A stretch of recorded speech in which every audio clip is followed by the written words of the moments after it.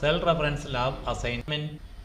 A simple statement: income, earnings, expense and their balance statement.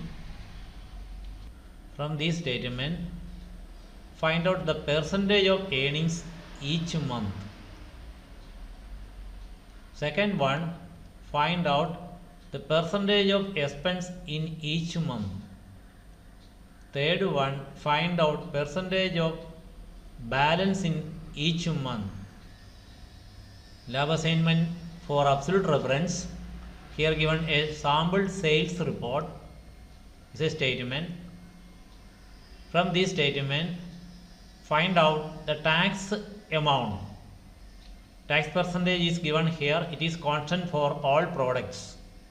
Lab assignment for absolute reference. Second one, here given a statement: deposit of a customer in a bank. Find out the interest amount of the deposit in various years.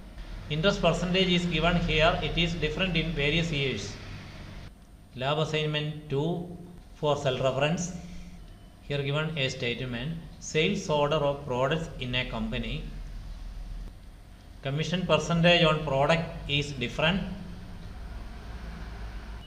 Find out the commission amount in various months.